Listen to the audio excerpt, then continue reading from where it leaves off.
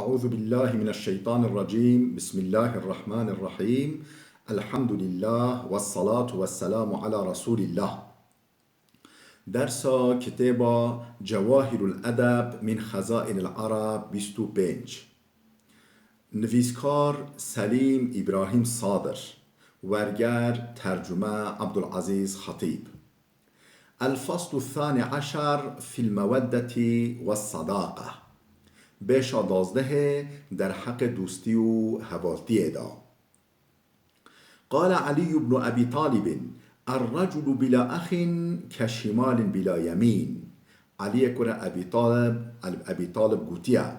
علي كره أبي طالب امام علي گوتیا کس به دوست و که چپ به راسته. دست مونه چپ راسته به تنبه چه فیدوی داده ما. او کس به دوست و که دست چپ به راسته یه راسته بیتنه. وقال آخر: الصديق الصدوق كالشقيق الشفوق. یکی دنجی گوتیا دوست صادق و که برایک دلووانه. وقال ابن عائشة: لقاء الخليل شفاء الغليل. کره عایشه گوتیا هفدیتنا دوستا درمان دلایا. صحبت و هفدیتنا دوستا درمان دلایا. وقال مغيرة بن شعبة: التارك للإخوان متروك. مغیره کره شعبه گوتیا کسی ترک دوستن خواه بکه یه به ترک گرن تو احمال بکی و نچی زیارت آوا سردان آوا او جیه تا ترک بکنه و تا بی ترک گرن اشتراف وافان. وقال لقمان لابنه: يا بني ليكن أول شيء تكسبه بعد الإيمان خليلا صالحا، فإنما مثل الخليل كمثل النخلة إن قعدت في ظلها أظلتك وإن احتطبت من حطبها نفعك وإن أكلت من ثمرها وجدتها طيبا. لقمان جکر خورا گود کره که من پشتی ایمان تشتا هری مهم کو تو دست خوابخی بلا دوست قنج با. پشتی ایمان تشتا هری مهم کو تا دست خوابخی بلا دوست قنج با. چون که حچی مثلا دوست صافیه و که مثلا دارا خرمه.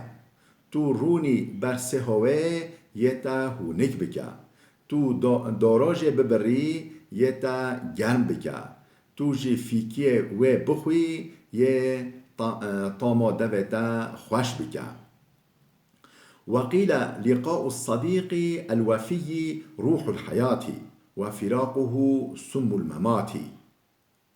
خاطیه گوتن هف جوانا دوست صافی روح جیانه.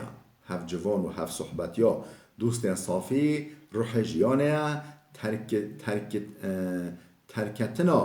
ترکتنا جوی جحرا مرنه.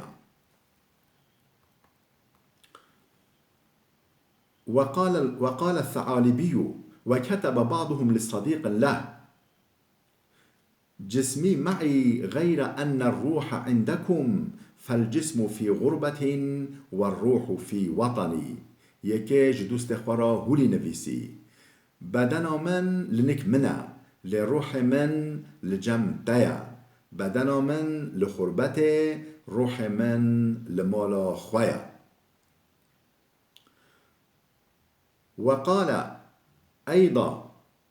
وقال الثعالبي: الصديق الصدوق ثاني النفس وثالث العينين. ثعالبي گوتیا دوست جدل و جان روح دودوی او جاوه سسیا. دوست جدل و جان وکه روح دودویانه و وکه جاوه سسیا. وقال أيضا: لا فاكهة أطيب من مفاكهة الإخوان ولا نسيم أروح من مناسمة الإخوان. دیسا گوتیا تو فیکی جو صحبتا دوست و برا خوشتر تو هوا جو جواتا ناسیارا هونكتر تنينا. وقال آخر من لم يرغب في الإخوان بولي بالعداوة والخذلان. یکی دنجی گوتیا کسی رغبت دوستان نکه جدجمنی و به پشتی خلاص نابه.